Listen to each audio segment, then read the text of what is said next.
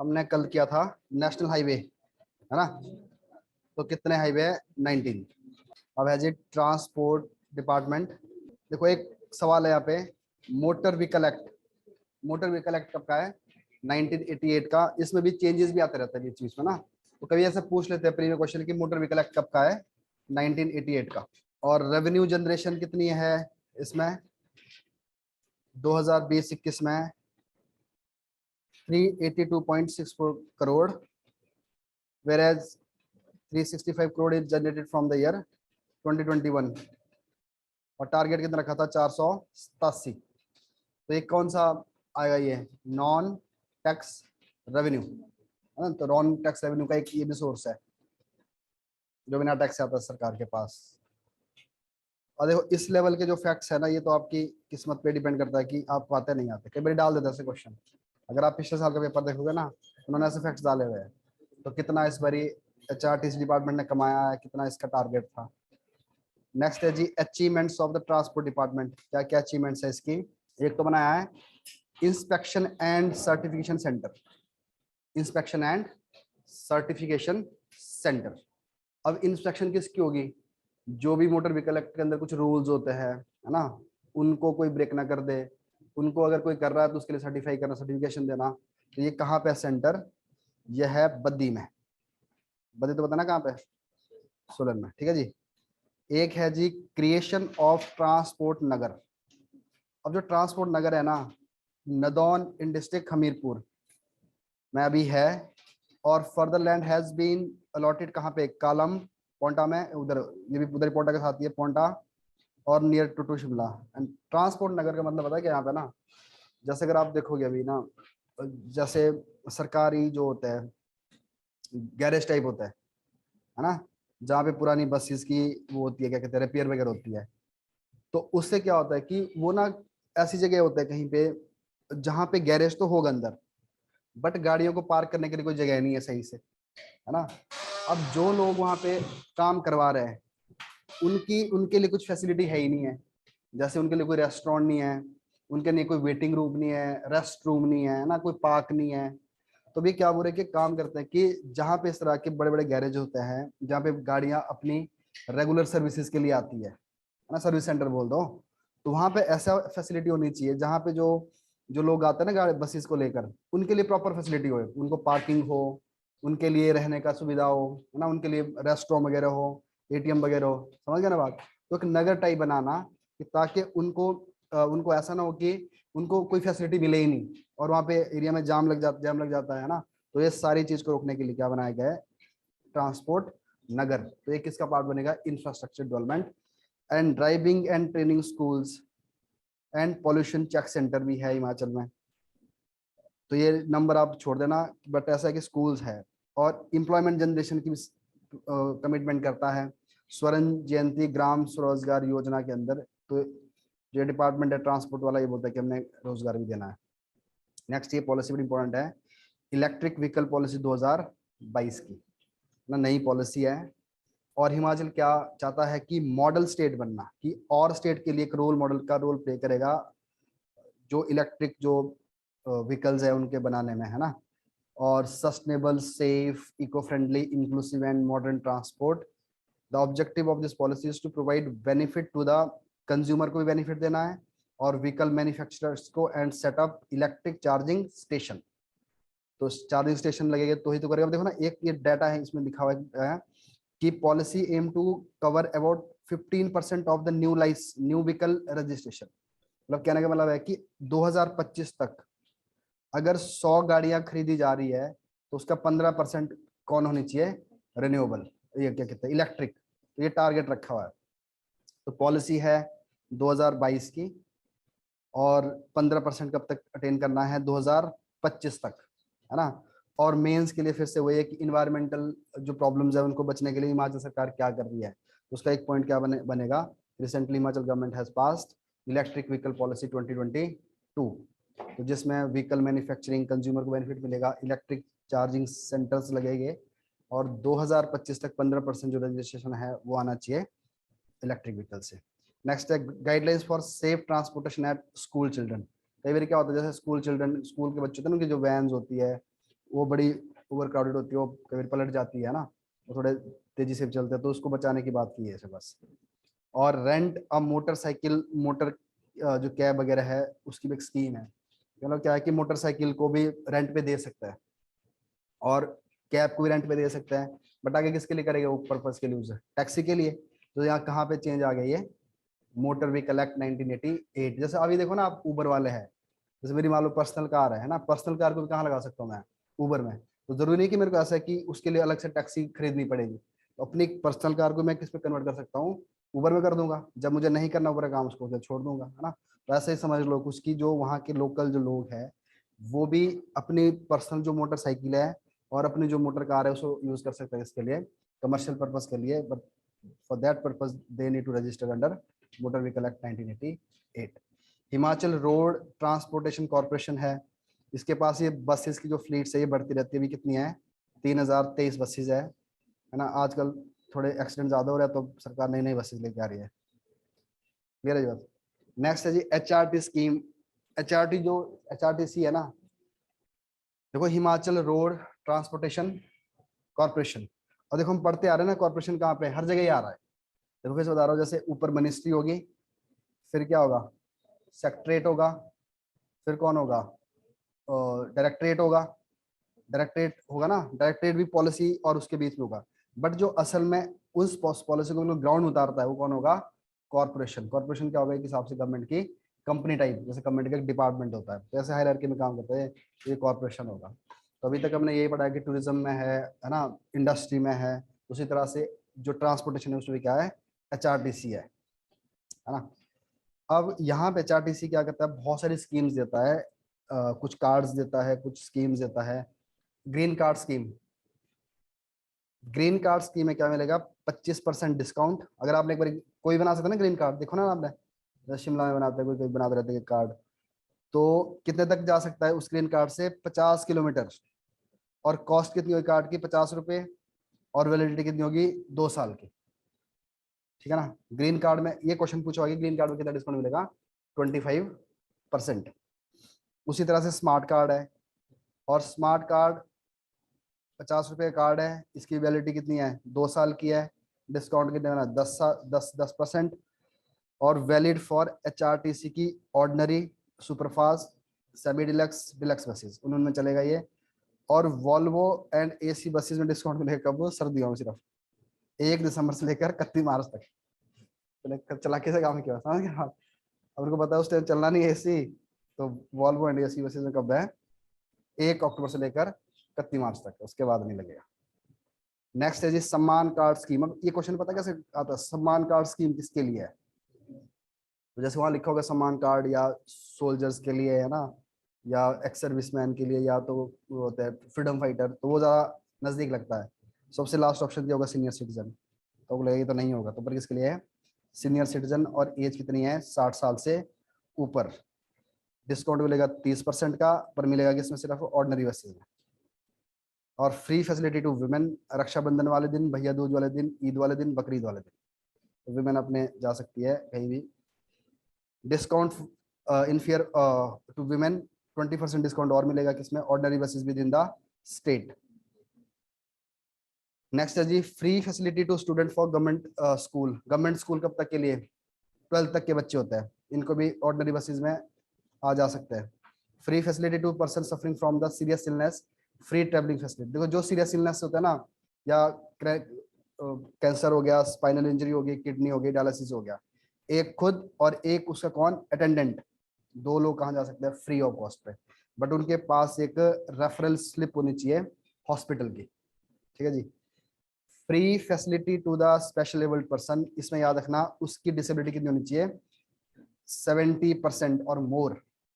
जिसके 70% से ज्यादा डिसेबिलिटी होगी मेडिकली, उसको मिलेगा। Free facility to gallantry awardee, जिसको अवार्ड्स मिलते रहता है ना, उनको भी फ्री सर्विस है किस पे, HRTC की बसेस में, डिलक्स बसेस तक है इसमें। लग्जरी बसेस, तो Himachal Pradesh corporation paying 52 on 32 buses, luxury buses लेके आता रहता है हिमाचल, है ना। Under wet Tyson scheme to interstate routes, 8 tempo traveller interstate to provide better transport system. तो इसको छोड़ दो, लग्जरी बसेस में सरकार क्या करती है, इंटरस्टेट के लिए लग्जरी बसेस प्रोवाइड करती है, जैसे वॉल्वो वगैरह ना, ये सारी ज्यादातर कहाँ चलती है, ये एक स्टेट से दूसरी स्टेट तक। तो एक स्कीम इसके अंदर है wet leasing scheme, interstate route के लिए क्या है, 8 टेम्पो ट्रेवलर, देखो था ना टेम्पो ट्रेवलर्स जो लिखो ना, टूरिस्ट टूरिस्ट लिखा होता है, ऐसा कुछ लिखा होता है, छोटी छोटी गाड़ी होती है ना, तो टूरिज्म के लिए होती है। तो 8 बसेज हिमाचल के पास ये भी है, और 24/7 हेल्पलाइन नंबर भी है जी, है ना। तो ये किसके लिए, हमारी सेफ्टी पर्पस के लिए। टैक्सी ऑन सील रोड, तो शिमला में ना, पता ना आपको, सील रोड है जहाँ पे जाती नहीं है गाड़ियाँ, तो वहाँ पे कौन सी जाती है, सरकारी टैक्सी जाती है। Free travelling facility to family of martyrs, तो जिनका शहीदी जिनकी हो चुकी है, उनकी पूरी फैमिली और उनके बच्चे कितनी एज तक, 18 साल तक क्या कर सकता है, फ्री में ट्रेवल कर सकता है ना।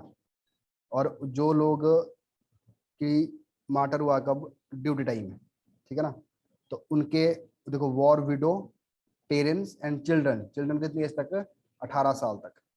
पेरेंट्स और विडो तो हमेशा रह गए, पर बच्चे 18 साल तक रह गए। Facility of electric buses to tourist places, tourist places जैसे पहले, सबसे पहले शायद मनाली में स्टार्ट की थी, है ना। तो जितने टूरिस्ट प्लेसेस है उनके लिए अलग से फैसिलिटी है इलेक्ट्रिक बसेस की। Facility of sanitary pad vending machine for women, women के लिए 38 बस स्टैंड है जहाँ पे सैनिटरी पैड की एक मशीन लगी होगी। Facility of wheel chair special abled person, तो जैसे मैं कल बता रहा था ना आपको, सुगम्य भारत परसों, एक्सेसिबल इंडिया स्कीम। तो एक्सेसिबल इंडिया स्कीम का मतलब यह है कि जो भी लोग हैं, चाहे वो एज है, चाहे वो हैंडीकैप लोग हैं, अगर वो नहीं जा सकते, जो नॉर्मल रास्ता होता है उसको नहीं यूज कर पाते, तो उसके लिए क्या होनी चाहिए, कोई बाहर से एड होनी चाहिए। तो उसके लिए क्या बनाया उन्होंने, व्हील चेयर। तो 42 बस स्टैंड इसमें कवर्ड है। The corporation purchase the 5 super luxury buses, super luxury buses भी है, Volvo buses and tempo travellers to provide better transport facility to the public and remote area. On the demand of the public corporation started Volvo buses from Shimla to Chandigarh International Airport and Shimla to Katra। तो 2 airport में चलती है Volvo buses, एक चलती है शिमला से कहाँ को, चंडीगढ़ की तरफ, और एक जाती कहाँ की तरफ, जम्मू की तरफ। जिसको जहाँ जाना है अपनी बस में जाओ, और एक कोट भी पढ़ लो साथ में, we must all suffer one of the 2 things. 2 option है, एक से दुखी हो जाओ, या तो पेन ऑफ डिसिप्लिन, अगर इससे नहीं होना तो बाद में किससे हो गए, पेन ऑफ रिग्रेट। ये है अभी के लिए, और ये है बात के लिए। ऑप्शन तुम्हारे पास है, अभी पेन लेनी है या बाद में पेन लेनी है, ठीक है जी, समझ ना बात। तो इस तैयारी में क्या, सबसे पहले आपको क्या लेना पड़ेगा, डिसिप्लिन। चलो जी, और पूरे डिसिप्लिन के साथ अगला चैप्टर सुनो, क्योंकि ये बड़ा ही फैक्चुअल है, इसमें बहुत सख्त जरूरत है, ठीक है ना, डिसिप्लिन मेंटेन करने की। चलो जी, सोशल सेक्टर, और ये चैप्टर ना इतना इंपॉर्टेंट चैप्टर है, क्योंकि देखो हमारे सिलेबस में क्या है, हेल्थ, एजुकेशन, है ना, वुमेन, चाइल्ड, और स्पेशल प्रोविजन किसके लिए, SC ST and OBC and other weaker sections. तो अब ये समझ लो आपने, ये चैप्टर आपके ना बहुत बड़े पार्ट को कवर करता है। विमेन को हो गया, सोशल स्कीम हो गया, जितना कुछ भी है वो सारा इसके अंदर है। अब क्वेश्चन तो आता ही है, हर बार आता है क्वेश्चन इसके ऊपर, ST के ऊपर क्वेश्चन आता है, SC के ऊपर क्वेश्चन आता है ना, उनके लिए क्या क्या स्कीम सरकार लॉन्च की है। तो देखो डायरेक्ट क्वेश्चन आता है कि व्हाट स्कीम्स या what steps has been taken by government for the betterment of scheduled tribe in Himachal Pradesh. तो उसके लिए कैसे लिखोगे आप आंसर, सीधा सीधा यहाँ से स्कीम उठाओ और सीधी लिख लो, है ना। और एजुकेशन सेक्टर के लिए क्या करिए सरकार, हेल्थ के लिए क्या करिए सरकार, है ना। तो इतने जितने भी सोशल इश्यूज है, सोशल एरिया है, वो सारा इस चैप्टर के अंदर है। अगर आप सिलेबस खोल के देखोगे तो आपको ये एक बहुत बड़ा पार्ट मिलेगा इसका लिखा हुआ, है ना। जितना इंपॉर्टेंट ये प्री के लिए है ना, उससे ज्यादा ये मेंस के लिए में बार होगा, क्योंकि जनता तो उसको इसीलिए पढ़ती है ना कि चलो प्री में क्वेश्चन आता है डायरेक्ट, बट अगर आप इसको सही से देखोगे तो मेंस के लिए ज्यादा जरूरी है। तो देखो जाओ, तो पहले एजुकेशन वाला सेक्टर है, फिर हेल्थ वाला सेक्टर है, और फिर उसके बाद है सोशल स्कीम। तो 3 चैप्टर है इसमें जो बड़े लेवल पर कवर किया हुआ है, पहले ही एजुकेशन, फिर हेल्थ, और फिर क्या है, social scheme.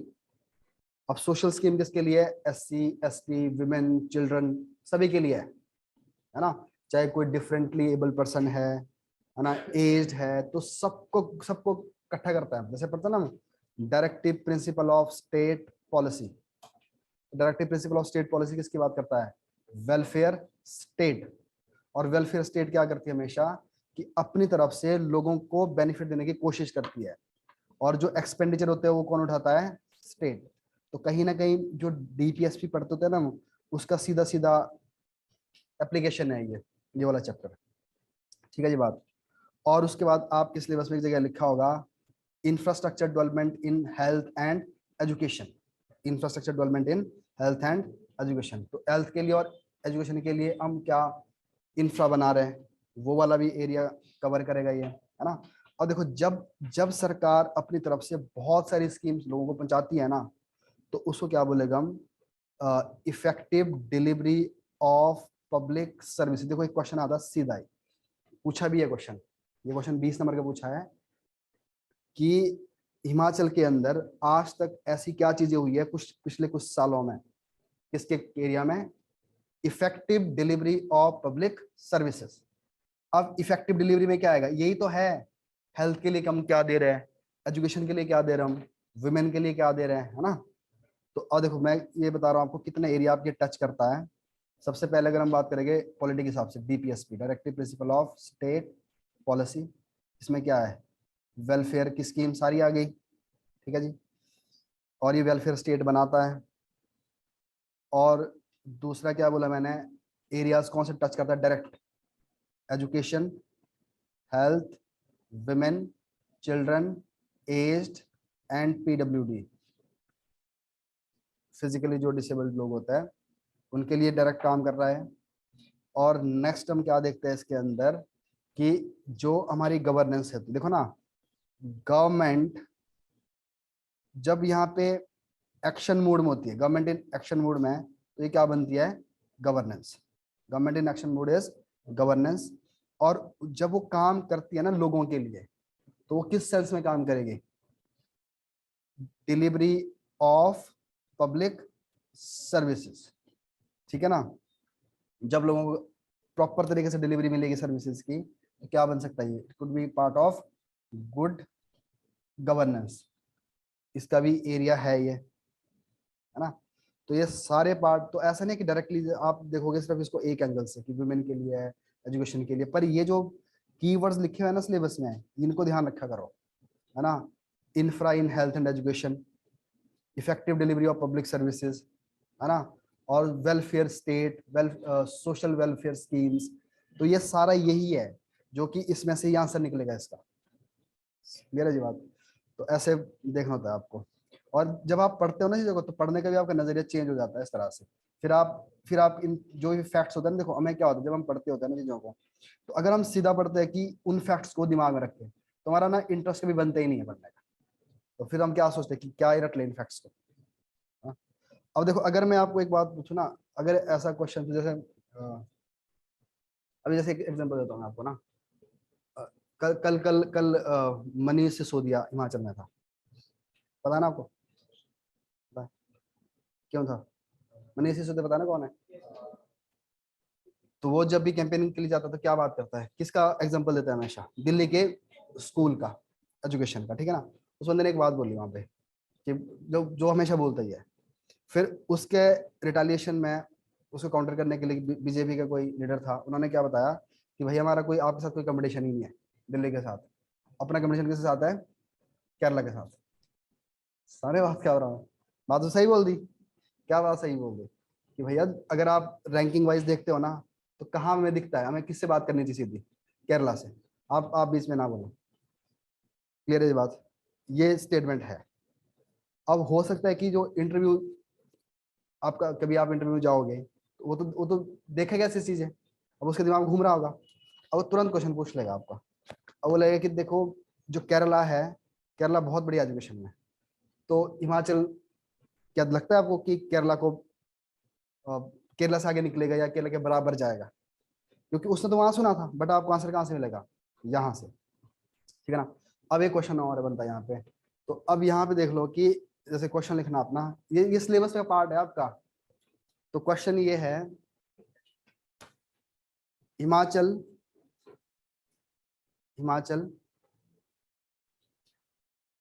Is a leading state in education and health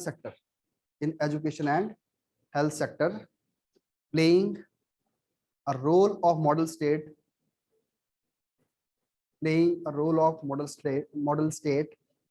along with Kerala and Tamil Nadu. Delhi हमने बाहर कर दिया, along with Kerala and Tamil Nadu. ये तो दे दी, ये तो क्वेश्चन स्टेटमेंट है। अब इसके आगे लिख लो, write a short note on the position of Himachal Pradesh, current position of Himachal Pradesh in these two sectors. Current position क्या है, and what steps has been taken by government,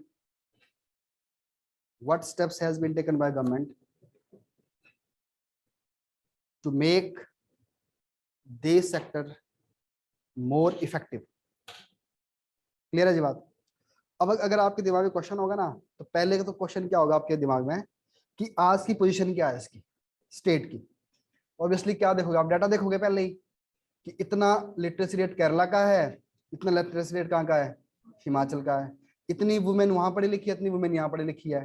तो आपको ना डाटा पढ़ने का थोड़ा आपको ना ठीक लगेगा, आपको अब आपको बोरियत नहीं लगेगी। फिर उसके बाद बहुत सारी स्कीम्स है कि सरकार ने ऐसे कौन से काम कर दिए जो इनकी कंडीशन को ठीक कर रहा है। क्लियर है बात। तो ये मैं चाहता हूँ कि जब आप पढ़ते हो ना, तो अगर आप मेंस के पर्सपेक्टिव से पढ़ते हो तो आपका जो दिमाग है अपने आप ही थोड़ा, जैसे नैरो मन से पढ़ते हैं ना, बड़े भारी मन से पढ़ता है, चलिए अब पढ़ लूँ, क्या डाटा पढ़ लूँ। अगर आपके दिमाग में मेंस से क्लियर आइडिया होगा ना, ऐसा क्वेश्चन बन सकता है, तो आपकी जो एक सर्च होती है ना वो ज्यादा तेज हो जाती है। तो फिर आपको ऐसा नहीं लगता कि डाटा क्यों मैं याद करूँ।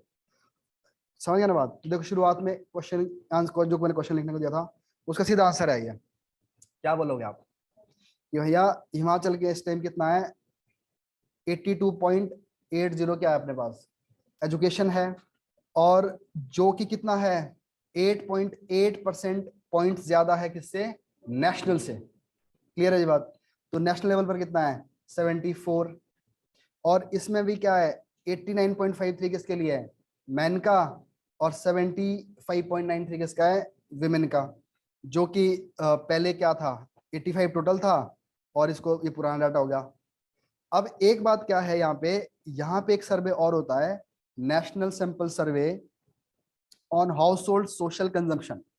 जो हाउस होल्ड होता है ना, सोशल कंजम्पशन में कितना खर्च करता है इन चीजों में, उसके रिकॉर्ड के अकॉर्डिंगली 75 ये राउंड थे इसकी। इसमें क्या बताया, the report estimate overall literacy rate 2017 में कितना बढ़ गया 86%। तो 82 से कहाँ चले गए हम 86%, 86.6%।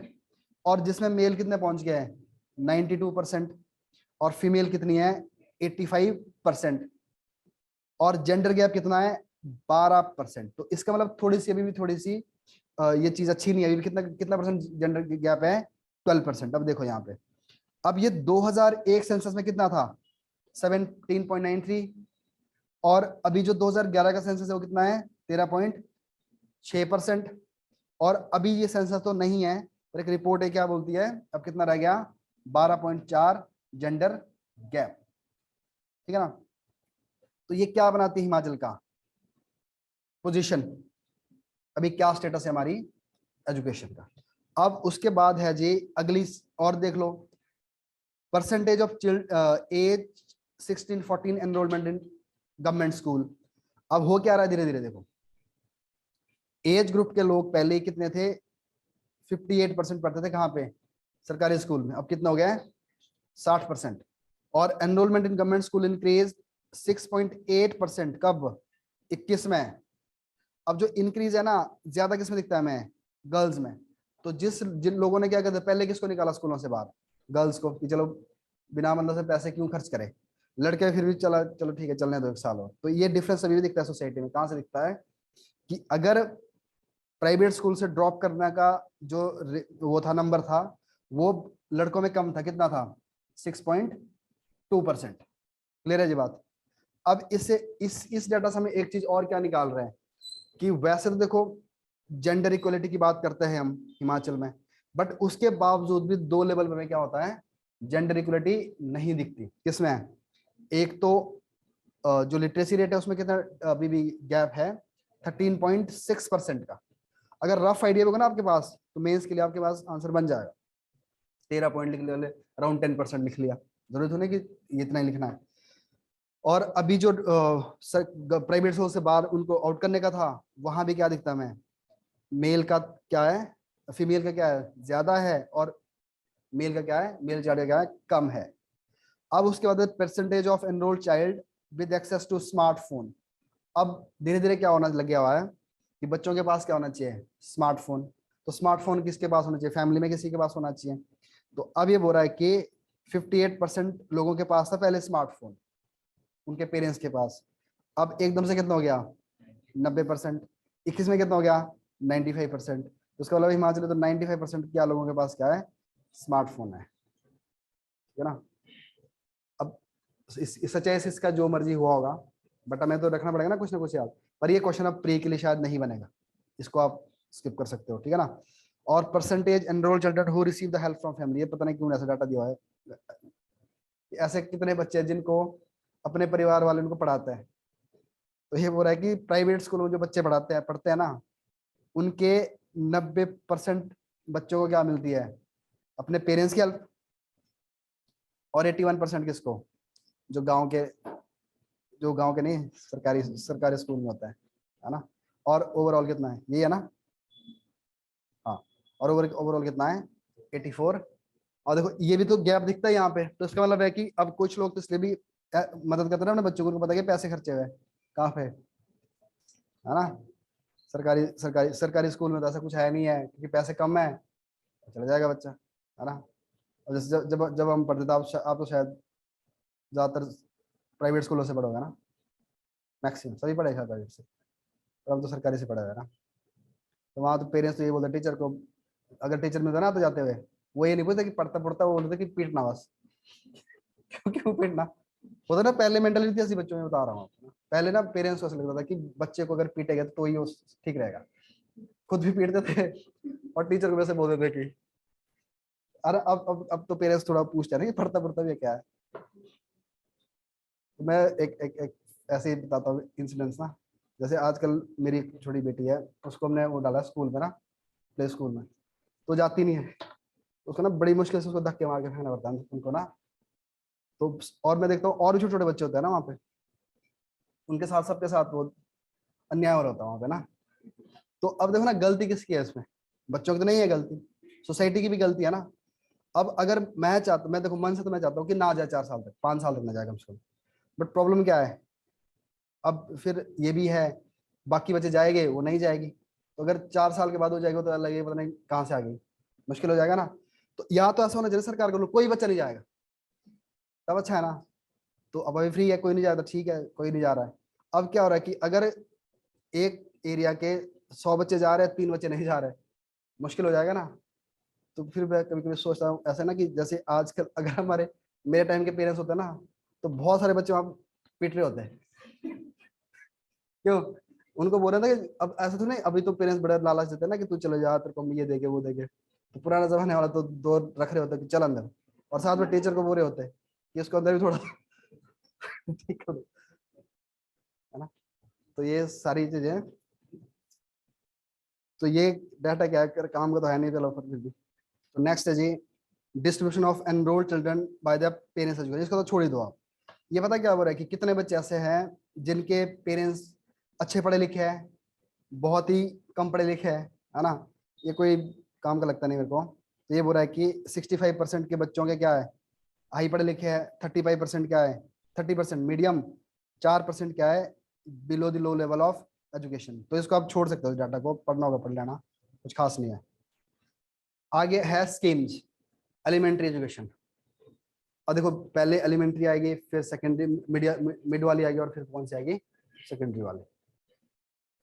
तो एलिमेंट्री एजुकेशन के लिए कितने स्कूल्स हैं, प्राइमरी स्कूल दो होता है ना, एक होता है प्राइमरी, एक होता है अपर प्राइमरी जिसको बोलते हैं, है ना, 8th तक का स्कूल, मिडिल स्कूल। तो उसको अपर प्राइमरी बोलते हैं कई बार। 5 तक हो गया प्राइमरी, और 5 ऊपर क्या हो गया, 8 तक अपर प्राइमरी, है ना। उसके बाद क्या होता है हाई स्कूल, और उसके बाद क्या होता है सेकेंडरी स्कूल, ठीक है ना। तो 10,734 प्राइमरी स्कूल है, 2022 क्या है मिडिल स्कूल है। तो इसका देख लेना। The policies of the government in the field of elementary education are implemented with the following games. तो अब क्या देखो ना, हमारी एजुकेशन का ना ये 3 शब्द आपको हमेशा याद रहना चाहिए। हमें क्या करना है, सबसे पहले universalization of the elementary education, all article 21 A सीधी बात करता है इसका, है ना, राइट टू एजुकेशन। तो ये है यूनिवर्सलाइजेशन किसके साथ, उनके फंडामेंटल राइट के साथ। उसके बाद बात की जाती है कि इस पे क्वालिटी एजुकेशन ये भी होनी चाहिए, और एक्सेस ऑफ एजुकेशन। तो 3 शब्द आपने हमेशा याद रखना है, यूनिवर्सलाइजेशन, क्वालिटी एंड एक्सेस, ऐसा कुछ चाहते हैं हम। अब इनके लिए सरकार ने कुछ बहुत सारी कुछ स्कीम्स लॉन्च करी हुई है। सबसे पहले है मेधावी छात्रवृत्ति योजना। तो 5th स्टैंडर्ड तक के बच्चों को, और एक ब्लॉक से कितने हो गए 2 लड़के और 2 लड़की सिलेक्ट की जाएगी, और उनको क्या मिलेगा 800 per annum who score high mark in the merit list and renewal for 7th and 8th। मतलब एक ब्लॉक से कितने बच्चे लिए जाएंगे 2 लड़के 2 लड़की, और जिनका हाईएस्ट स्कोर होगा 5th में उनको मिलेगा कितना 1 साल का 800 रुपये। और उस स्कीम को रिन्यू कब करेंगे 7th और 8th तक के लिए।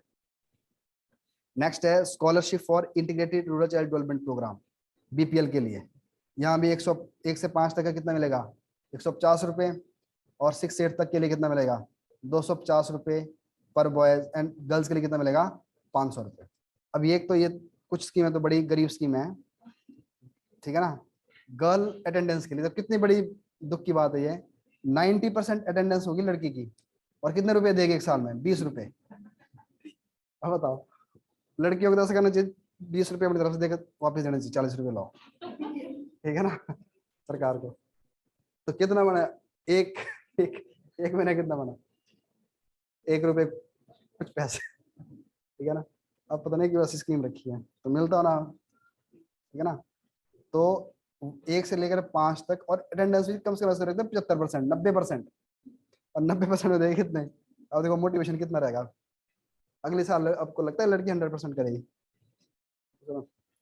उसके बाद पावर्टी स्कॉलरशिप, इसमें भी क्या है 1 से 5 तक के बच्चे को पेरेंट्स की इनकम कितनी होनी चाहिए 11,000, उसको कितने मिलेंगे 40 रुपए।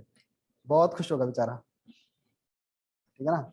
Scholarship for children of arm forces, arm forces में जो होते हैं उनके लिए 5th स्टैंडर्ड तक के बच्चों के लिए, और ऐसे लोग whose parent die, और क्या है 50% डिसेबिलिटी है, या मर गया बेचारा, या तो 50% क्या है उसको कितना मिलेगा 150 रुपये per annum. Free text book मिलेगी क्लास 1 से लेकर कहाँ तक 8 तक।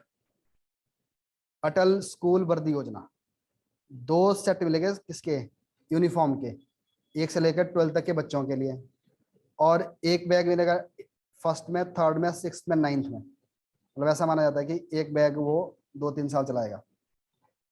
Construction and repair of the elementary middle school, infrastructure development करना है। अटल आदर्श विद्यालय, ये अच्छी स्कीम है, ये क्वेश्चन बन सकता है किस टाइम। कितने आदर्श विद्यालय हिमाचल में 27 है, और 2 अभी नए खुले हैं। आदर्श विद्यालय पता कैसे, जैसे पहले नवोदय विद्यालय नहीं होते थे, है ना, ऐसा समझ लो उनका एक थोड़ा अच्छा वर्जन है वो, है ना आदर्श विद्यालय। तो ये कितने हैं अभी 27। तो एक वजह से क्वेश्चन बन जाता है प्रीलिम्स में कि कितने कितने स्कूल है अभी हिमाचल में। ये मिड डे मील स्कीम, तो मिड डे मील का प्राइमरी को तो मिलती है 5 तक, और अपर प्राइमरी को मिलती है। और अपर प्राइमरी में कब स्टार्ट हुई थी 2008 में 8 तक, और कोविड के टाइम स्कूल बंद थे तो सरकार ने क्या दिया, जो कुकड मील तो नहीं दी उनको दिया अनाज, या तो क्या दिए कॉस्ट, ठीक है जी। तो मिड डे मील। नेक्स्ट है स्वर्ण जयंती ज्ञानोदय क्लस्टर श्रेष्ठ विद्यालय। अब एक ये भी जैसे अभी आदर्श विद्यालय है ना, उसी का एक रूप है ये। श्रेष्ठ विद्यालय क्या होता है, अच्छा विद्यालय है ना, जहाँ पे थोड़ी क्वालिटी होगी। तो अब क्लस्टर क्या हो गया कि क्लस्टर हो गया मतलब कुछ गांव है ना, गांव का एक कॉमन स्कूल। तो 100 क्लस्टर स्कूल बनाना है, 100 क्लस्टर स्कूल हो गए जो कि इधर इधर से गांव के लोगों को मिलेगी। नेक्स्ट है प्रधानमंत्री क्या है, पढ़ना लिखना अभियान। तो पढ़ना लिखना अभियान कहाँ चलाया? 6 डिस्ट्रिक्ट में। अब देख लेना, चंबा, किल्लू, किन्नौर, कुल्लू, लाहौल स्पीति, मंडी, सिरमौर हैव बीन आइडेंटिफाइड। स्वर्ण जयंती मिडिल मैट्रिक स्कॉलरशिप प्रोग्राम। अब स्वर्ण जयंती मिडिल स्कॉलरशिप प्रोग्राम कौन देगा? 6, 7, 8 तक के बच्चों के लिए। अब देखो कितने मिलेंगे इसमें? 4000 per month in class 6, 5000 7th के लिए, 6000 8th के लिए। जैसे एनसीईआरटी है ना, वैसे स्टेट क्या होती है?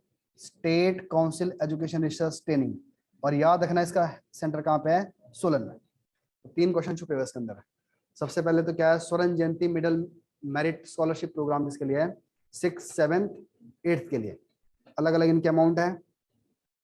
और दूसरा है इसके लिए एक स्कॉलरशिप जो टेस्ट कंडक्ट करेगा वो कौन करेगा? SCERT। तो स्कॉलरशिप कौन कंडक्ट करेगा? SCERT test. और जो SCERT का ऑफिस है वो कहाँ पे है? मेन जगह कहाँ पे है? सोलन में। ठीक है ना? तो ये आपको इतना याद रहना चाहिए। नेक्स्ट है जी हर घर पाठशाला।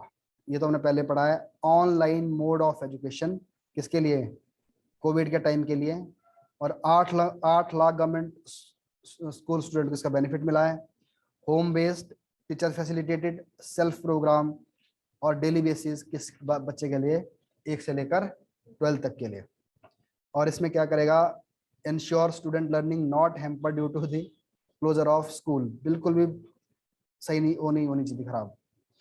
Dissemination of the contents in the form of videos, worksheet through WhatsApp groups on daily basis, weekly quiz WhatsApp and क्या है? चैटबॉट। ठीक है जी, चैट वाला चैटबॉट। और नेक्स्ट है education of live classes by teacher. और under e parent teacher meet हुई है। देखो ई पेरेंट टीचर मीट हुई है, 94% लोगों ने पार्टिसिपेट किया है इसके अंदर। तो ये क्वेश्चन देखो ना, मेंस में क्वेश्चन बन सकता है पूरा सीधा ही कि हर घर पाठशाला के बारे में क्या समझते हो आप? हर घर पाठशाला, तो सीधे इतनी से बातें लिख लो। अगर 4 नंबर का क्वेश्चन बनेगा या तो 8 नंबर का बनेगा। नेक्स्ट है जी सीनियर सेकेंडरी एजुकेशन। तो अगली एजुकेशन तो अपने पास 930 गवर्नमेंट हाई स्कूल है, 1882 क्या है? सीनियर सेकेंडरी स्कूल एंड 139 क्या है? Degree college including 7th Sanskrit college, first council of educational research and training जो कि कहाँ पे है? सोलन में।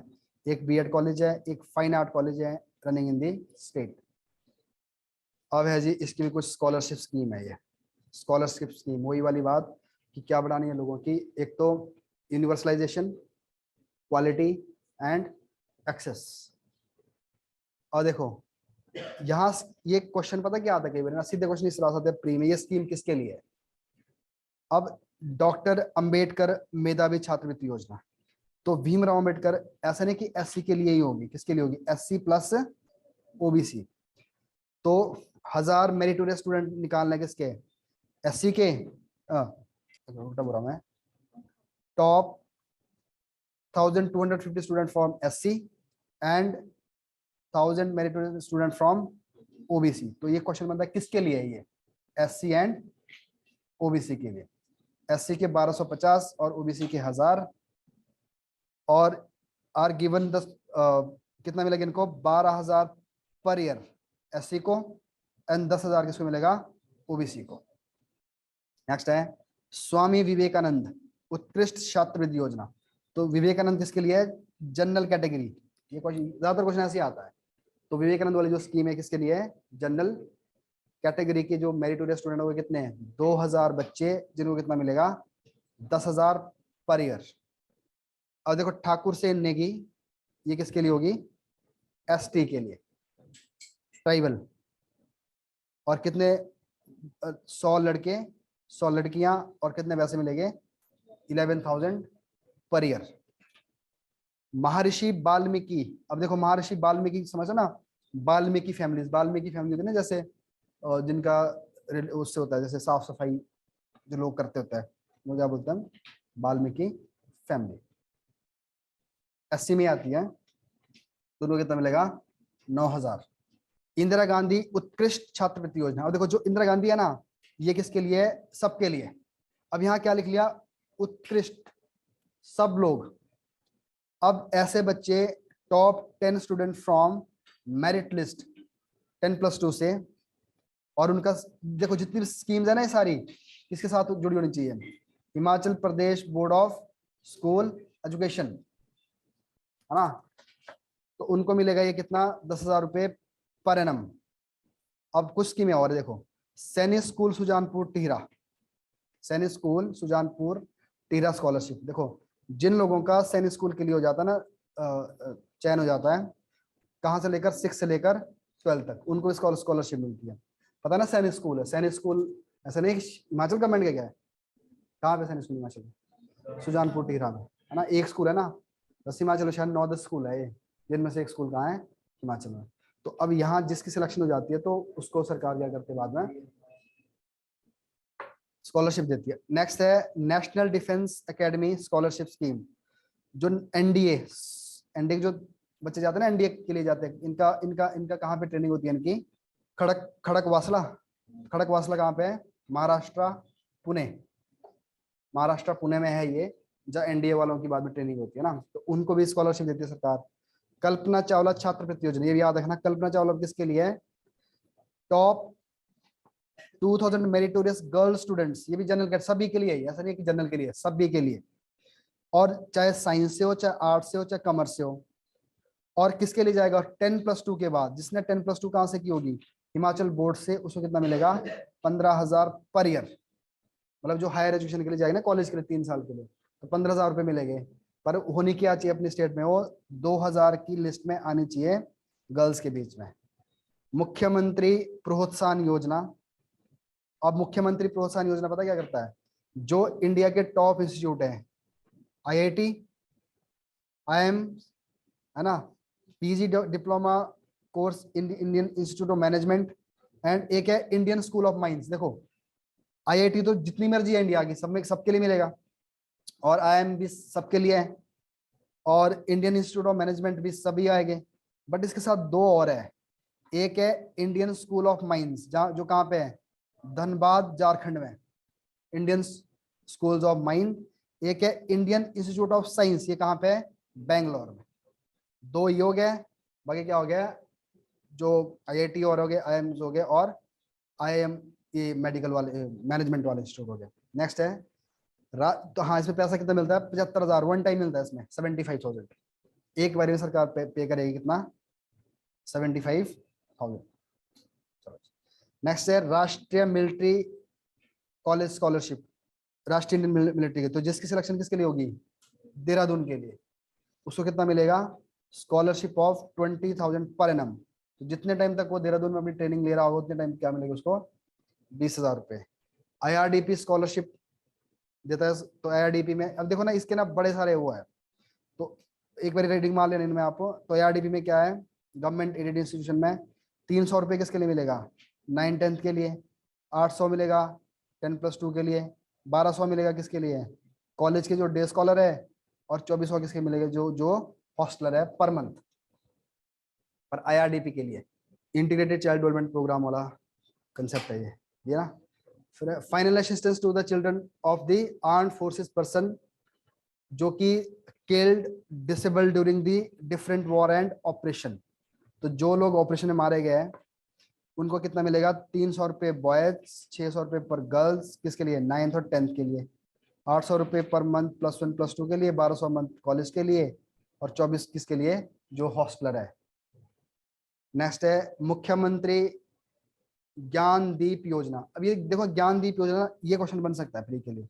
तो ये ज्ञानदीप योजना किसके लिए है, ये सिर्फ किसके लिए है, इंटरेस्ट सब्सिडी, किसमें, लोन में। अगर बता क्या बोल रहा हूं मैं, ज्ञानदीप याद रखना, ज्ञानदीप, मुख्यमंत्री ज्ञानदीप योजना। तो सरकार क्या बोलती है कि हम आपको क्या देंगे, लोन देंगे, बट लोन में क्या मिलेगी आपको, इंटरेस्ट में जो लगेगा उसमें क्या मिलेगी, सब्सिडी।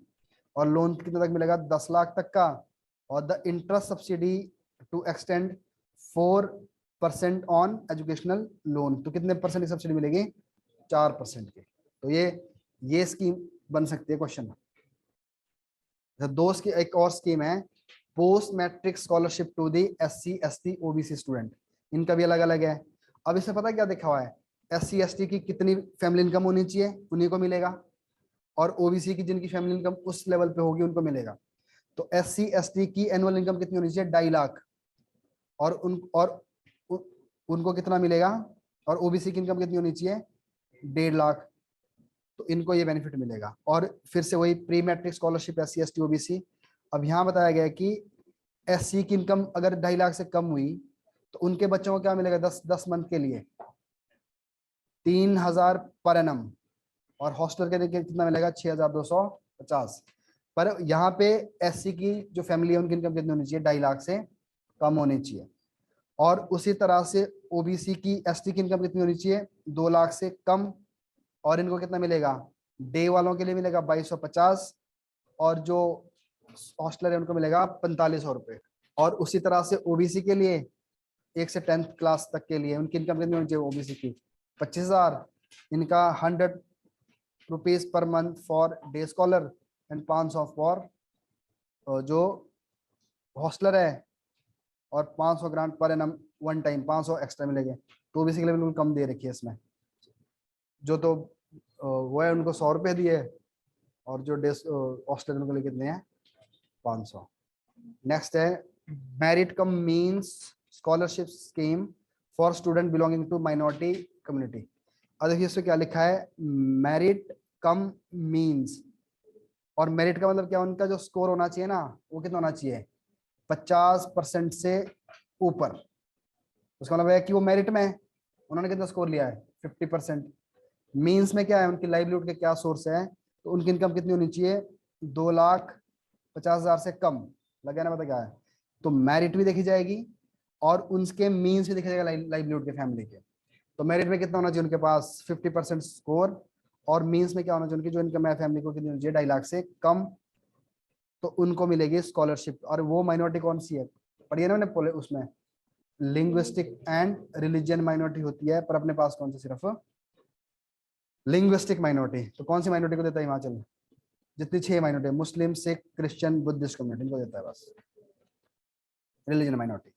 नेक्स्ट है post matric scholarship scheme for student belonging to minority class. उनके लिए फिर से वही है, किसके लिए, 11 से लेकर कब तक के लिए, PhD तक के लिए। और पेरेंट की इनकम कितनी होनी चाहिए, 2 लाख से कम, और नॉट लेस देन 50% उनके मार्क्स।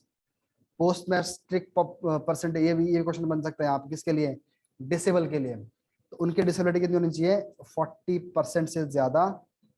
और parents income from all sources किससे ज्यादा नहीं होनी चाहिए, 2.5 लाख से ज्यादा। तो देखो दो चीजें यहाँ पे, एक तो उनकी मेडिकल डिसेबिलिटी कितनी है, और दूसरा उनका फैमिली का कितना इनकम है। नेक्स्ट है doctor Ambedkar post matric scholarship for educationally backward class, OBC के लिए है जी है। और देखो यहाँ पे OBC नहीं है, ये क्या है, EBC, एजुकेशनली बैकवर्ड क्लास, है ना, other than SC ST and OBC। तो किसके लिए होगी अपने आप में, ये जनरल कैटेगरी के लिए। तो इसमें भी इनकम कितनी दिखाई है, जिनकी इनकम कितनी होनी चाहिए, 1 लाख से कम। तो एजुकेशन की सारी स्कीम हमने कर दी है, ठीक है जी।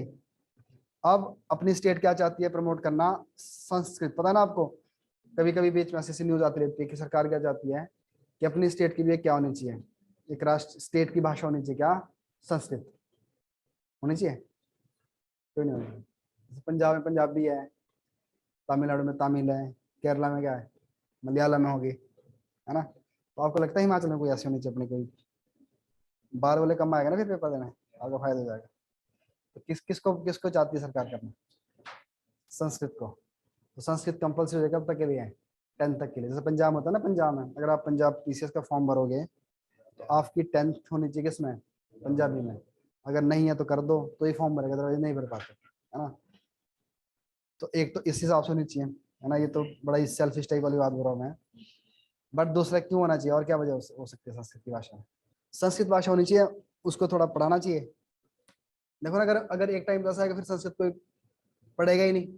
देखो मैंने कॉलेज में संस्कृत पढ़ी गया था, आती नहीं मेरे को। मैं बताता हूँ क्या, यहाँ ना DAV कॉलेज है ना, वहाँ पढ़ता था मैं। तो वहाँ संस्कृत एक सब्जेक्ट था, जैसे हिंदी है संस्कृत है ना। तो वो उस वह तो नया नया आया था ना, तो उन्होंने एडमिशन ले ली। तो वहाँ जो टीचर थे ना संस्कृत के, तो उन्होंने मेरे को पकड़ लिया। तो उनको लगा कि शरीफ आदमी लगता है, इसको हमको ना बोल दे कि आप संस्कृत लो। तो अब संस्कृत के लालच क्या, हमें कुछ था नहीं। तो उन्होंने एक तो सच्ची बात ये बोली, देखो ऐसा है कि अगर संस्कृत बच्चे नहीं पढ़ेगा ना यहाँ पे कॉलेज में, तो संस्कृत डिपार्टमेंट यहाँ से उड़ जाएगा, ठीक है ना। तो मेरे को थोड़ी सी, मेरे को लगा ये ठीक है यार, बचाना चाहिए डिपार्टमेंट। तो मैं उसको बचाने के चक्कर में, एक तो मेरा पर्पज ये था कि चल ठीक है, अगर चलना चाहिए आगे संस्कृत है ना, एक तो इसलिए मैं यस कर गया। अच्छा, दूसरा इसलिए यस कर गया कि उन्होंने बोला कि देखो वैसे मेरे को बोलनी चाहिए सही बात है ऑन रिकॉर्ड, कि आपको टेंशन नहीं है, पास पूस हो जाएगा। मैं कहा ये तो बहुत बढ़िया हो गया, फिर पास भी हो जाऊंगा। तो मैंने दोनों काम किया, संस्कृत भी ली पर पढ़ा नहीं, पास तो मैं हो गया अच्छे मार्क्स से, बहुत अच्छे मार्क्स। और डिपार्टमेंट बच गया। अब तो पता नहीं बचा कि नहीं बचा अब तक। तो अब मेरे को जाता हूँ मैं तो कितने पूरे 5-6 लोग थे हम संस्कृत में, है ना। तो डिपार्टमेंट बचाने के लिए काम हुआ। पर उसमें से एक लड़का था हमारे साथ ना, वो बंदा संस्कृत था, वो हर चीज का टॉपर होता था। तो संस्कृत का तो टॉपर ही था वो, है ना। कई सालों के बाद मैं उसको देखा ना, एक बार मैं टीवी देख रहा था, तो बंदा टीवी में बैठा हुआ और वो उसको बोलते ना कि उसको बोलते कि तू यूपीएससी की तैयारी करता, मैं नहीं करता यूपीएससी की तैयारी। तो उसने क्या किया, पहले उसने बीकॉम किया उसने वहाँ से डीएवी से। फिर उसके बाद चला गया वो दिल्ली यूनिवर्सिटी में, फिर उसने वहाँ से एमकॉम किया। फिर उस दिन मैं देख रहा था कि इंडिया की तरफ से वो बंदा एक डेलीगेशन में गया हुआ है स्पेशली कहीं बाहर, और वहां पे इंडिया को रिप्रेजेंट कर रहा है। किसमें, एक डिबेट थी चलो किसमें, इकोनॉमी के ऊपर, है ना। और मैं उस टाइम अपने आप को उसी टाइम थोड़ी देर पहले ना मैं कंपेयर करके हटा था अपने आप को। एक तो मैं रिजल्ट नहीं आ रहा था, है ना, बड़ा गंदे वाला फेज नहीं होता एक। तो उस टाइम में अपने गांव के 1-2 टीचर लगे थे मेरे साथ वाले बच्चे ना स्कूल में, उनके साथ मैं अपने आप कंपेयर करता कि मेरे से अच्छी कंडीशन इनकी है ना। मैं बता ना, कई बार चीज ऐसी एकदम घटित हो जाती है। तो वो टाइम था, तो उस टाइम मेरा ना रिजल्ट आया था उसका, एचएस का इंटरव्यू का रिजल्ट आया था, तो मेरा हुआ नहीं था। तो कुछ दिन तो मैं बड़ा ठीक था कि चलो अब तो मेरी सिलेक्शन होने वाली है, थोड़ा सा बचाऊं। और जब नहीं हुई तो मेरे दिमाग को आने लग गया है।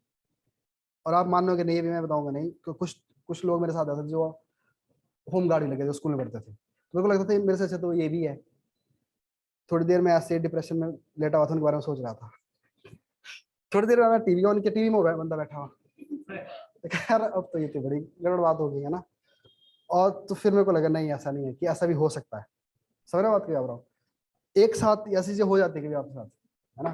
तो इसलिए बता रहा हूँ मैं, तो उस टाइम संस्कृत मैंने पढ़ी, पर संस्कृत मेरे को आती नहीं है ना, कुछ भी नहीं आती मेरे को संस्कृत, थोड़ी बहुत आती है ऐसी, पर खास नहीं आती, ठीक है ना। तो अब हमारी जो सरकार है वो क्या चाहती है, संस्कृत को बचाना चाहती है। तो संस्कृत एजुकेशन स्टेट में होनी चाहिए, एंड सेंट्रल गवर्नमेंट भी चाहती है। अब सरकार क्या करती है, अवार्ड एंड स्कॉलरशिप देती है हाई सीनियर सेकेंडरी स्कूल को, और प्रोवाइड ग्रांट फॉर सैलरी। जो संस्कृत के लेक्चर बनते हैं ना, उनको बोलते तुम संस्कृत के लेक्चर बनो, पढ़ाओ, तुमको क्या देगा हम, बढ़िया सैलरी देंगे। And modernization of the Sanskrit schools, इतना कुछ सरकार कर रही है, तो आगे कुछ और भी कर सकते हैं। Grant for various schemes for promotion of Sanskrit and research projects, तो सब में काम कर रही है, ठीक है जी। तो संस्कृत का एक अलग से मिशन चला रखा है हिमाचल गवर्नमेंट ने। नेक्स्ट है जी ग्रांट फॉर वेरियस स्कीम, ये तो गई। टीचर ट्रेनिंग प्रोग्राम, तो एजुकेशन सिस्टम को और ज्यादा हेल्दी बनाने के लिए क्या करना पड़ेगा, हमें टीचर ट्रेनिंग प्रोग्राम और इफेक्टिवली चलाना पड़ेगा। और ये टीचर ट्रेनिंग कहाँ होती है, वही state council of education research and training, कहाँ पे है, सोलन में। And government teacher education college कहाँ पे है, धर्मशाला में। और हिमाचल प्रदेश साथ में क्या करा रहा है, ऑनलाइन ट्रेनिंग प्रोग्राम। आप देखो ना, जो टीचर लगे होते हैं ना, उनके कुछ ना कुछ चले रहता है कोर्स, तो कभी कहाँ कभी को यही कोर्स होता है उनके वो। और साथ में क्या करे सरकार, फ्री टेक्स्ट बुक्स दे रही है, कहाँ के लिए, all student 9th and 10th classes. Free education किसके लिए, children with 40% and above disability, जिनका 40% से ज्यादा डिसेबिलिटी, उनको ले दी रही है फ्री एजुकेशन 10+2 लेवल पे। Free education for girls, information and technology. अब सरकार ये बोलती है कि अगर कोई कोई कोई स्टूडेंट अपने अपने अपने अलग से फी दे के, कितनी फी देनी पड़ेगी उसको, 100-200 रुपये पर मंथ, ठीक है ना। और एक ऑप्शनल सब्जेक्ट ऑप्ट कर सकता है क्या, आईटी एजुकेशन। और सरकार ये बोल रही है कि हम एक काम कर रहे हैं, इंफॉर्मेशन टेक्नोलॉजी की जो एजुकेशन है वो स्कूल में दे रहे हैं, प्राइवेट गवर्नमेंट स्कूल में, बट उसके लिए आपको सब्जेक्ट ऑप्ट करना पड़ेगा खुद की चॉइस के ऊपर, कंपलसरी नहीं है वो। अगर आप ऑप्ट करोगे उसको तो आपको क्या करना पड़ेगा, 110 रुपये देनी पड़ेगी पर मंथ उसकी fee. And student of SC and ST को क्या मिलेगी, 50% फी कंसेशन। नेक्स्ट है जी समग्र शिक्षा। समग्र शिक्षा होती है ना, एक अम्ब्रेला स्कीम है कंप्लीट सभी लोगों के लिए। तो अब इस समग्र शिक्षा के अंदर बहुत सारी स्कीम आती है। तो पहली स्कीम कौन सी है, राष्ट्रीय माध्यमिक शिक्षा अभियान, आरएमएस से आती है। और दूसरा है information and communication technology project. तीसरा है वोकेशनल एजुकेशन। और चौथा है inclusive education for specially abled at secondary stage. अब ये क्वेश्चन आप रखना याद मेंस के लिए। मेंस में क्वेश्चन बन सकता है 4 नंबर का, 8 नंबर का। सीधा क्वेश्चन बनता है कि समग्र शिक्षा के बारे में लिखो। तो समग्र शिक्षा किसके लिए है, सेकेंडरी एजुकेशन के लिए, एलिमेंट्री के लिए नहीं है। पहला पॉइंट तो ये आ जाएगा ना। और इसके ये क्या है, ग्रुप ऑफ स्कीम्स, अकेला नहीं है ये। तो इस ग्रुप में जो सबसे पहली कौन सी आएगी, राष्ट्रीय माध्यमिक शिक्षा अभियान। और राष्ट्रीय माध्यमिक शिक्षा अभियान में क्या होगा, 90% खर्च करेगी सेंट्रल गवर्नमेंट एंड 10% कौन करेगी, state government. The activity under RMS. RMS में क्या होता है, इसमें एग्जिस्टिंग सेकेंडरी स्कूल का ट्रेनिंग का भी काम देखना है, टीचर की भी देखनी है, सेल्फ डिफेंस ट्रेनिंग प्रोवाइड करनी है, जैसे गर्ल्स को दे दी, कला उत्सव होगा इसमें, and annual grants to school in the state. तो देखो ना, ये राष्ट्रीय माध्यमिक शिक्षा अभियान है, ये सारी चीजें देख रहा है।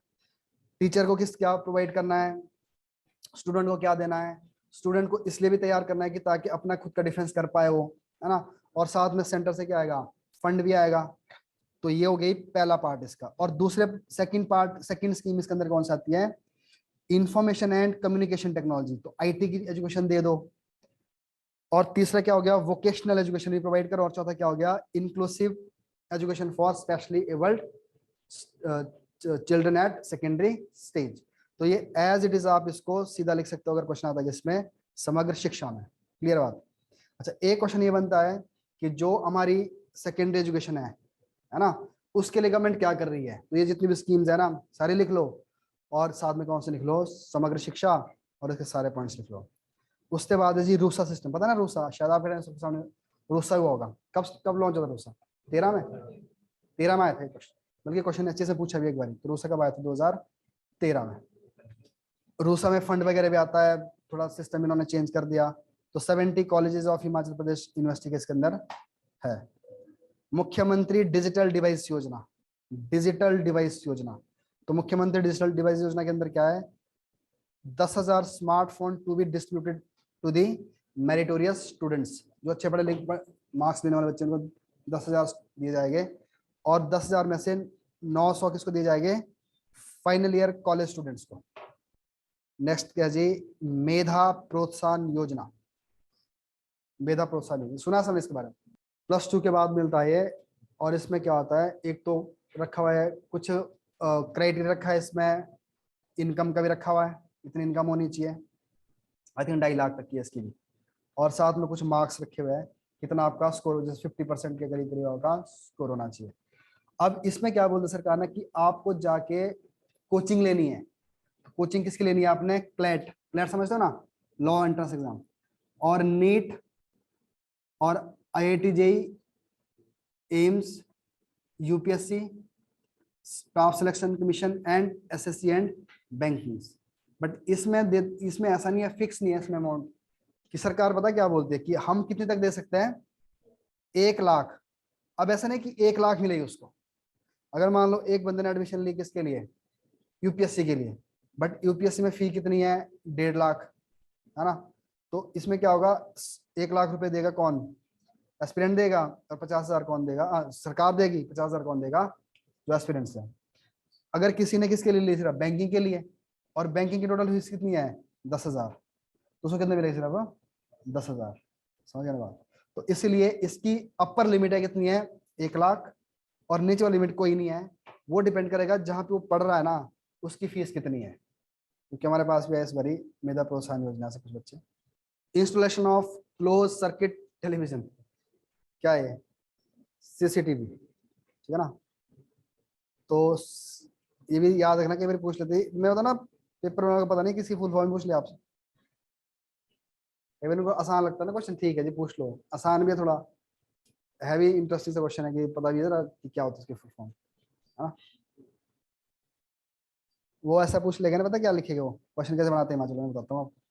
वो लिखेंगे इन सीसीटीवी, ठीक है ना, टी स्टैंड फॉर, बस समझ गए बात को। क्योंकि उन्होंने एक बार पूछा है अमृत योजना है ना, उसमें पूछा है आर स्टैंड फॉर, अब यहाँ टी स्टैंड फॉर लिखा होगा टेलीविजन, टेलीकास्ट, है ना, और भी कुछ टी से जो भी बनेगा, तो बस परेशान करने के लिए बहुत है इतना, है ना, पूरा पूछा ये नहीं हो। नेक्स्ट है जी, स्वर्ण जयंती उत्कृष्ट विद्यालय एंड उत्कृष्ट महाविद्यालय, जैसे हमने पढ़ा ना आदर्श स्कूल, तो उसका उसी तरह समझ लो क्या, उत्कृष्ट विद्यालय एंड उत्कृष्ट महाविद्यालय। तो जो उत्कृष्ट विद्यालय है ना, वो कितने बनेंगे, हर एक कॉन्स्टिट्यूएंसी में एक, तो ये डिस्ट्रिक्ट वाइज तहसील वाइज नहीं है, ये किसके वाइज है, कॉन्स्टिट्यूएंसी वाइज, एक एमएलए की जगह में एक उत्कृष्ट विद्यालय बनेगा। और उसी तरह से beside this 18 government degree college has been designed as Utkrisht Mahavidyalaya, तो महाविद्यालय 18 और 68 क्या हो गया, उत्कृष्ट विद्यालय। नेक्स्ट है खेल से स्वास्थ्य योजना, तो खेल से स्वास्थ्य में क्या सिखाए गए, kabaddi, judo, wrestling, weight lifting, boxing, ये सारा सिखाया जाएगा सेकेंडरी स्कूल में, है ना, इस स्कीम के अंदर। नेक्स्ट है जी स्वर्ण जयंती सुपर 100 योजना, सरकार ने चलाई है क्या, सुपर 100 योजना, 100 मेरिटोरियस स्टूडेंट निकालना है, कहाँ से, 10th क्लास से, और उन 100 बच्चों को क्या मिलेगा, 1 लाख, 100 मेरिटोरियस स्टूडेंट्स, और उनको 10 से और 1 लाख मिलेगा। CV Raman virtual classroom for school and colleges, virtual classroom समझ ना, जिसके अंदर टेक्नोलॉजी बेस्ड सारा होगा, और 30 schools and 20 colleges is underway in the current financial year. Next है स्वर्ण जयंती विद्यार्थी, क्या है, अनुशिक्षण योजना। अब ये क्या होगा, स्वर्ण जयंती विद्यार्थी अनुशिक्षण योजना वॉज लॉन्च्ड कब, 2021 को, इसकी भी आपने याद रखना डेट प्री के लिए, ऐसा पूछ लेते हो, याद रखना। और इस दिन क्या होता है हमारा, टीचर डे, अगर आपको टीचर डे याद रहेगा तो आपको दिन अपने आप ही वो गया ना डेट, और कब किया है, 2021 की। और इसके लिए सरकार क्या करेगी, 9 से लेकर तक के +2 तक के बच्चों को फ्री कोचिंग देगी, जेई और नीट की। और this study material is being uploaded कहाँ पे, हर घर पाठशाला पोर्टल पे। तो अगर जेई नीट की अगर किसी को फ्री एजुकेशन लेनी है तो किस में रजिस्टर करवाएगा अपने आप को, स्वर्ण जयंती विद्यार्थी अनुशिक्षण योजना। और किस तक के बच्चों के लिए, ये 9 से लेकर 12 तक के बच्चों के लिए। और टीचर डे वाले दिन ये लॉन्च की गई स्कीम। और जो स्टडी मटेरियल है जो और है वो किस में आएगा, हर घर पाठशाला। और हिमाचल में जैसे कल बताया था ना को, bachelor of vocational 6 more colleges इसमें और आ गया है, इसके retail management, hospitality and tourism. अब उसके बाद है अपने पास क्या, टेक्निकल एजुकेशन।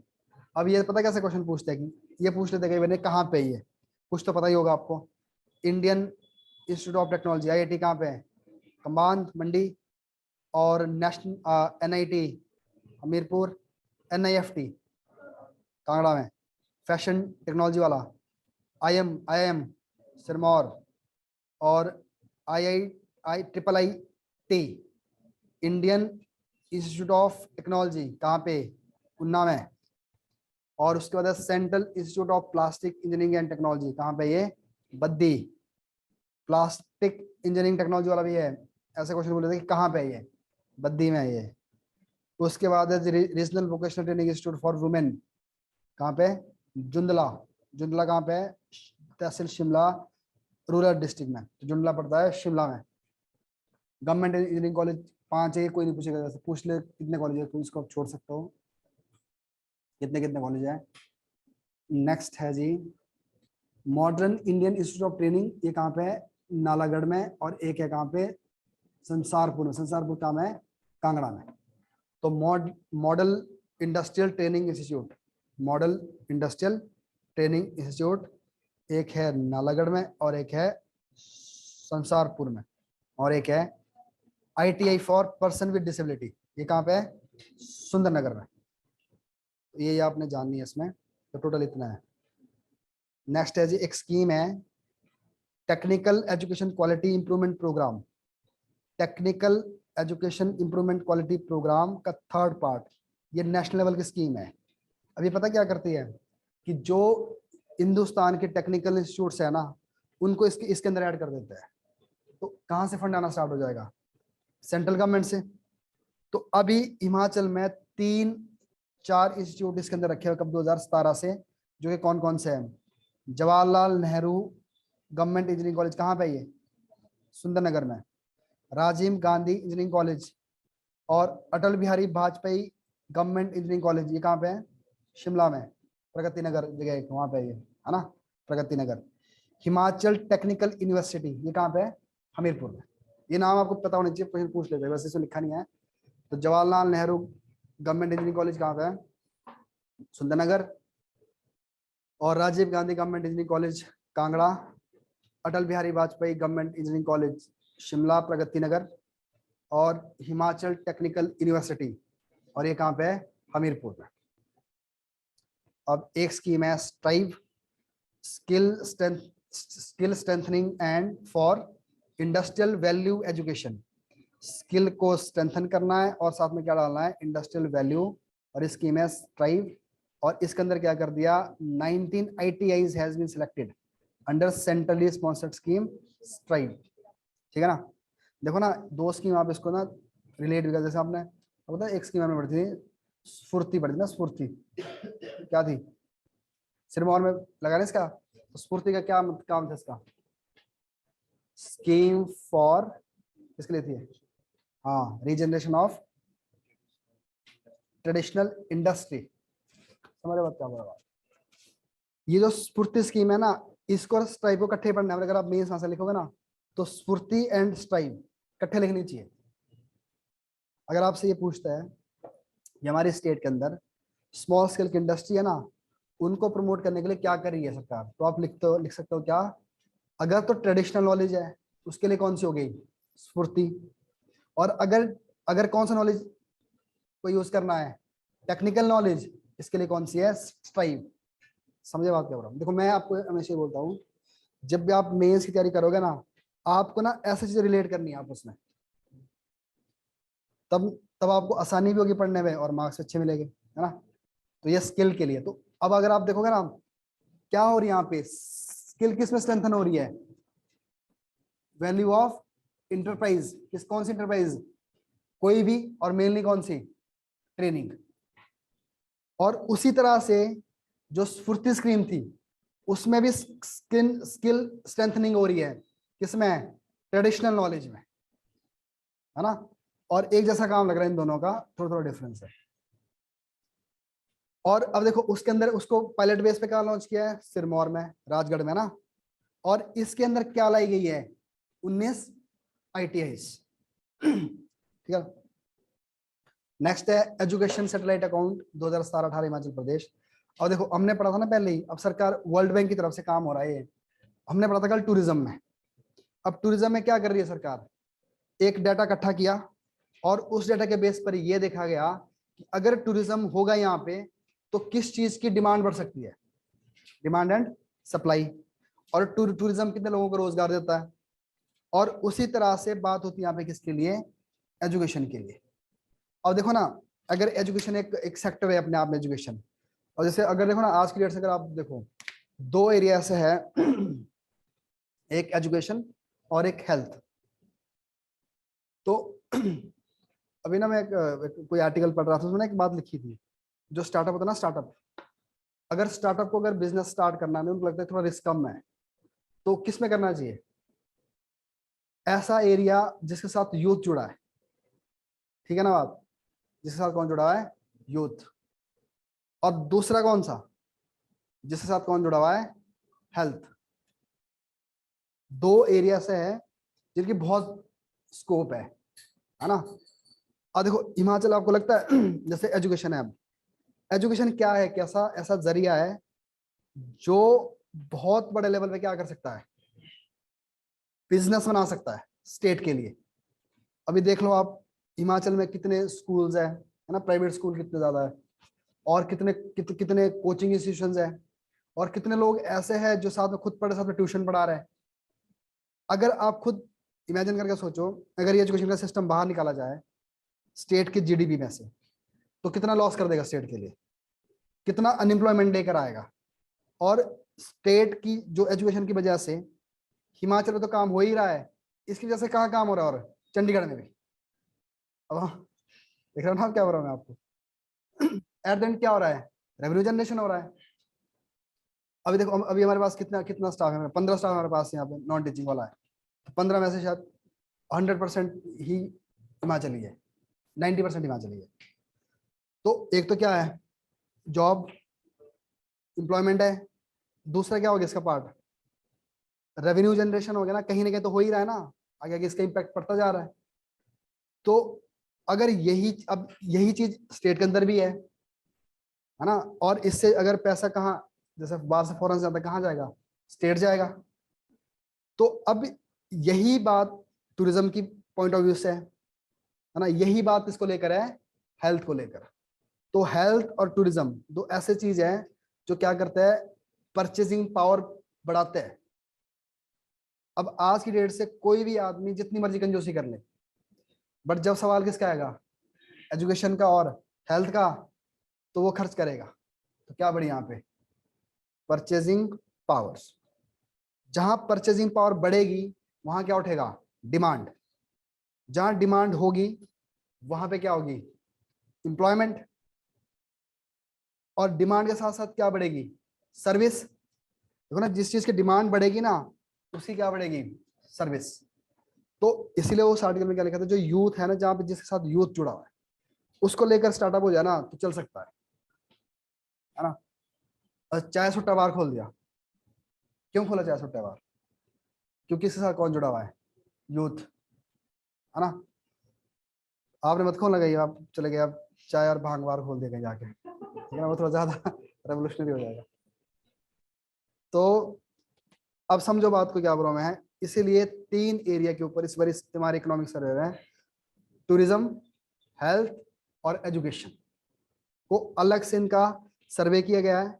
और इसकी वजह से क्या होता है, परचेजिंग पावर बढ़ती है, एम्प्लॉयमेंट, बिजनेस, सर्विस, सब कुछ बढ़ेगा ना।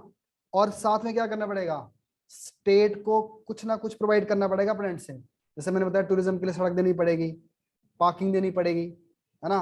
वैसे एजुकेशन के लिए देना पड़ेगा, स्कूल के लिए देना पड़ेगा। फिर होगा कंपैरिजन। अब कंपैरिजन में क्या होगा, आज के जैसे इसमें कंपैरिजन किया गया, हेल्थ में पढ़ेंगे। कंपैरिजन ये है, अगर हेल्थ के ऊपर भी जो खर्च करता है, जो स्टेट का खर्च है ना, स्टेट करती है 47%। अगर मान लो 100 रुपए खर्च हुआ हेल्थ के ऊपर, तो सरकारी पैसा कितना जा रहा है, सिर्फ 47 रुपए।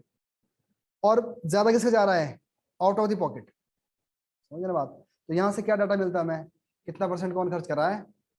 फिर आती है इंश्योरेंस। ज्यादातर इंश्योरेंस कौन देता है, सरकारी इंश्योरेंस है तो पहले तो इंश्योरेंस है ही कम है, हेल्थ इंश्योरेंस कोई लेता नहीं है ना, पहले तो है ही इंश्योरेंस कम है। अगर किसी ने ले भी ली तो कौन सी ले ली, सरकारी, प्राइवेट फिर नहीं है। तो इससे पता लगता है कि कुछ कुछ चीजों के लिए शायद हिमाचल नहीं भी ठीक है। अब हो सकता है कि अच्छा स्कूल अगर हिमाचल में खुलेगा तो लोग उसमें जाएंगे। अगर प्राइवेट कंपनी को इंश्योरेंस वाली हिमाचल में आएगी तो उसके लिए नई स्पेस है उतनी ज्यादा। समझे बात को। तो इसलिए ये डाटा 3 लेवल पे इस सर्वे में डाला है इस बारी, टूरिज्म वाला, हेल्थ वाला और एजुकेशन वाला। समझ गया ना बात। और देखो जी, तो अब इसमें क्या हो रहा है, एजुकेशन सैटेलाइट अकाउंट बना दिया सरकार ने, ठीक है ना, इस डाटा के बेस पर। अब इसमें क्या हो रहा है, ईएसए आल्सो आइडेंटिफाइड 2 टाइप्स, एक है financing unit and producing unit which undergoes the economic transaction. Finance and produce छोड़ दो आप।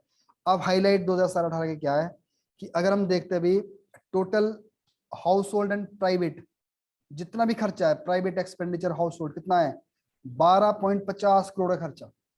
समझ से बात कर रहा है। एक साल में कितना लोग खर्च कर रहे हैं शिक्षा के ऊपर? 12,500,00,000। और ऐसा नहीं है, इसमें सब इंक्लूडेड है ना, आप भी है ना, इवन इवन हो सकता है मैंने भी कोई कोर्स ले रखा होगा अपने पर्पस के लिए। तो एजुकेशन एक ऐसा चीज है ना जिसमें हर एक आदमी खर्च करना चाहता है वैसे। तो कितने का काम हो रहा है? 1250 करोड़ का। अब ये बोल रहा है total expenditure on education workout 9.3% of GDP. अभी सरकार की बात नहीं कर रहे हम, जितना हमारा जीडीपी है ना, अगर सारा पैसा इकट्ठा करके देखे जो एजुकेशन में खर्च किया गया, कितना गया वो? 9.3% इसका जीडीपी का। This is impressive as according to the national education policy. तो नेशनल एजुकेशन की पॉलिसी क्या बोलती है? इसको और बढ़ाओ। देखो जीडीपी के दो होते हैं, एक होता है जीडीपी का खर्चा किसी तरफ से, गवर्नमेंट की तरफ से, वो तो है कम, तो कभी 2% ही है। बट एक है जीडीपी का क्या, टोटल। ऐसा नहीं सरकारी खर्च करिए, कौन कर रहे हैं? प्राइवेट लोग भी। तो जो सरकार और प्राइवेट को सारा मिला के देखे जाए तो कितना है? 9.3%। अब जो नेशनल एजुकेशन पॉलिसी 2020 की पता क्या बोलती है? बोलती है कितना होना चाहिए? 6%। तो उसका मतलब है कि हिमाचल एक ऐसी स्टेट है जो जितना टारगेट रखा हुआ है ना नई पॉलिसी ने, जितना उससे टारगेट रखा हुआ आगे अचीव करने के लिए, उतना हिमाचल पहले अचीव कर चुका है। मेरा जवाब। तो इसलिए हिमाचल का एजुकेशन के ऊपर भी बहुत ज्यादा फोकस है, आप देख लेना। क्योंकि मैं तो देखो बहुत सारे पेरेंट्स से मिलता हूँ ना, मेरे को कॉल्स भी आते हैं, है ना। किसी का बच्चा तो भी 5वीं में पढ़ रहा होता है ना, वो भी पूछते रहते हैं कि हमें तैयारी, कोई 10th में, कोई +2 में। तो मैं इतना देखता हूँ ना कि सबसे ज्यादा एंथुजियाज्म है हिमाचल के पेरेंट्स में, है ना। बाकियों में नहीं इतना ज्यादा है। जैसे पंजाब में ठीक है, पढ़ना है पढ़ ले, कोई स्पोर्ट्स कर ले, है ना, या तो बाहर चला जाए या कुछ और कर ले। बट हिमाचल के पेरेंट्स में बिल्कुल सीधा कि जो मर्जी हो जाए हमारा बच्चा पढ़ना चाहिए बस, है ना। हम तो बेटे के लिए कर रहे हैं, जो भी कर रहे हैं बच्चों के लिए कर रहे हैं, समझ बात। तो ये क्यों? और इसी वजह से क्या है, ऐसे देखो ना, जो चीज सच्चाई होती है ना वो कहाँ रिफ्लेक्ट करती है? सोसाइटी में। तो एक सोशल कल्चर भी है, कौन से वाला? एजुकेशन वाला। तो 9.3% कहाँ जा रहा है अभी जीडीपी का, करीब करीब इसमें एजुकेशन में। तो ये अच्छी बात है ना। चलो जी, तो आज के लिए इतना ही कर पाएगा हम। तो कल हम करेंगे हेल्थ एंड सोशल स्कीम्स, है ना। तो कल हो जाए, थोड़ा लंबा बड़ा चैप्टर है ये। और अगर आप चाहो तो थोड़ा इसको फिर पढ़ के आना कल के लिए। और जो सोशल स्कीम है ना आगे, ये जो स्कीम्स है हेल्थ के बाद, देखो वेलफेयर स्कीम है यहाँ पे, ओल्ड के लिए क्या, स्पेशल एबल्ड के लिए क्या है, ये सारी आपको पढ़नी रटनी है आपने, क्योंकि इसमें से ना क्वेश्चन आता है प्री में। तो कल हमारा ये चैप्टर हो जाएगा, थोड़ा अगला कर लेंगे। तो इस वीक में हमारा फ्राइडे तक, आज क्या है? वेंसडे है ना। तो 2 दिन है हमारे पास, 2 दिन हमारा सर्वे हो जाएगा कल, कल और परसों। अगले वाला चैप्टर छोटे छोटे चैप्टर है। फिर बचेगा हमारा बजट। तो बजट एक दिन में अगले वीक कराऊंगा, ठीक है। तो वैसे कर तो सकते हैं आगे, फिर मैं जाता, आप थोड़ा और ज्यादा बोर हो जाओ, क्योंकि फैक्चुअल ज्यादा है ना ये। चलो जी।